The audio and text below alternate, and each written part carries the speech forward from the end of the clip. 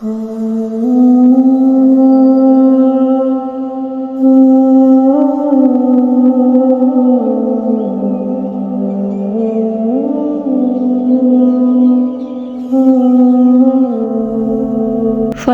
मा ताबा लकुम मिनन निसाई, बस तुम निकाह करो औरतों में से जो तुम्हें पसंद हो, 2 के साथ, 3 के साथ या फिर 4 के साथ। फ़इन खिफ्तुम, बस अगर तुम्हें खौफ हो, अंदेशा हो और एहतमाल हो इस बात का कि तुम इंसाफ नहीं कर सकोगे, तो बस तुम्हारे लिए एक ही शादी काफ़ी है। तो जो मर्द हजरात ये कहते हैं कि इस्लाम में 4 शादियाँ जायज़ है, तो वो सही कहते हैं, लेकिन आप इस आयत पे गौर करिए कि अल्लाह ने फरमाया है कि अगर तुम्हें खौफ हो, तुम्हें शक हो कि तुम सब के बीच में बराबरी नहीं कर सकोगे, तो तुम्हारे लिए एक शादी ही काफ़ी है। और अगर आज के टाइम की बात की जाए ना, तो एक शादी को ही संभालना नामुमकिन हो रहा है, क्योंकि खर्चे बहुत हैं, महंगाई बहुत है। और अगर कोई बंदा बहुत ईमानदारी से अपनी फैमिली को संभाल रहा है, उसके खर्चे उठा रहा है, तब भी उसके लिए पॉसिबल नहीं है आज के टाइम में कि वो दूसरी शादी के बारे में सोच सके। लेकिन अफसोस की बात है कि इतना महंगाई होने के बावजूद भी, इतना नाइंसाफ़ी करने के बावजूद भी हर मर्द की यही ख्वाहिश होती है कि वो दूसरी शादी करे। अगर आप पूछेंगे ना किसी इंसान से अकेले में मिलके, तो हर मर्द की यही शिकायत होती है कि उसकी बीवी अच्छी नहीं है, अगर उसको दूसरी शादी का मौका मिले तो शादी ज़रूर करेगा। तो शादी के लड्डू तो हर कोई खाना चाहता है, लेकिन शादी के बाद की जो ज़िंदगी होती है ना, वो बहुत मुश्किल होती है। लड़कों के लिए भी बहुत मुश्किल होती है, लड़कियों के लिए भी बहुत मुश्किल होती है। इवन मुझे तो लगता है ना कि लड़कियों के लिए बहुत ही ज़्यादा मुश्किल होती है, क्योंकि सब कुछ वो पहले ही छोड़ के आ चुकी होती हैं, और फिर जो आगे की ज़िंदगी होती है ना, बहुत ही संघर्ष वाली और बहुत ही मुश्किल होती है। लेकिन फिर भी औरत को अल्लाह ने इतना सब्र दिया है और इतना हिम्मत दिया है कि वो अपना घर बार, अपने माँ बाप, अपने रिश्तेदार, अपने भाई बहन, इवन सब कुछ वो छोड़ के आ चुकी होती है और आगे की ज़िंदगी के लिए वो रेडी होती है। तो बहुत किस्मत वाली होती है वो औरत जिसका मर्द उसका ख्याल रखे, उसके बच्चों का ख्याल रखे और उसकी ज़िंदगी में जो होने वाले खर्च होते हैं उसका ख्याल रखे। लेकिन बहुत सारी ऐसी औरतें हैं जो बहुत बदनसीब होती हैं और वो हर लिहाज से अच्छी होती हैं और हर लिहाज से काबिल भी होती हैं, लेकिन कहते हैं ना कि सब कुछ इंसान को एक साथ नहीं मिल जाता। तो कभी कभी ऐसा भी होता है कि कुछ औरतें इस मामले में बदनसीब हो जाती हैं। तो आज के जो मर्द होते हैं ना, वो जो औरत बदनसीब होती है ना, तो वो उसके ज़िम्मेदार वही मर्द होते हैं, क्योंकि शादी के बाद एक लड़की की ज़िंदगी एक मर्द के हाथ में चली जाती है और फिर उसके ऊपर पूरी तरीके से डिपेंड हो जाती है। अब उस मर्द का काम है उस औरत को वो चाहे तो अमीर बना के रखे या चाहे तो गरीब बना के रखे, उसकी बच्ची चाहे तो ज़िंदगी अच्छी तरीके से बसर करे और अगर चाहे तो बुरी तरीके से बसर करे। सब कुछ उस इंसान यानी उस मर्द पे डिपेंड होता है।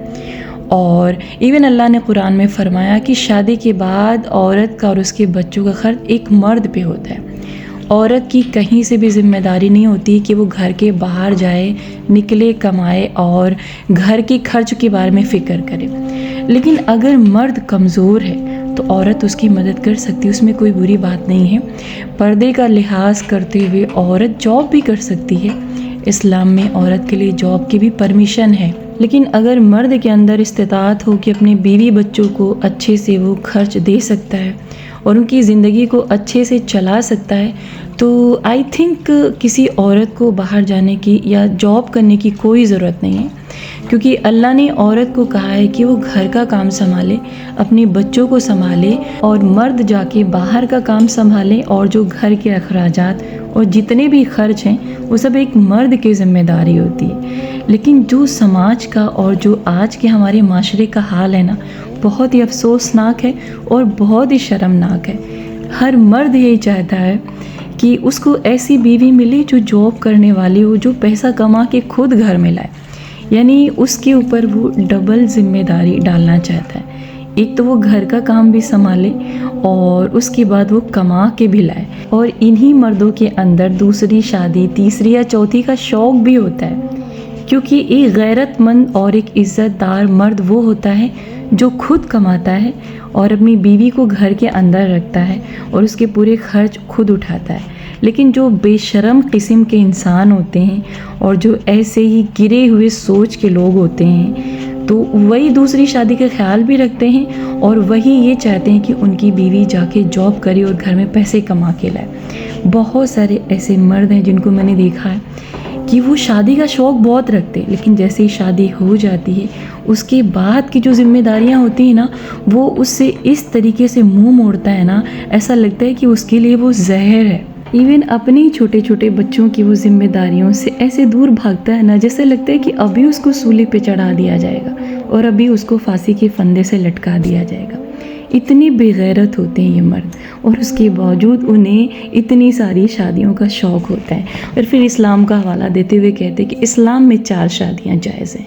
तो अगर आप एक का खर्चा नहीं उठा सक रहे हैं, अपने 2 बच्चों का या 4 बच्चों का अच्छे से खर्च नहीं उठा सक रहे हैं, तो कहाँ से आपको इस्लाम परमिशन देता है कि आप एक से ज़ायद शादी करें?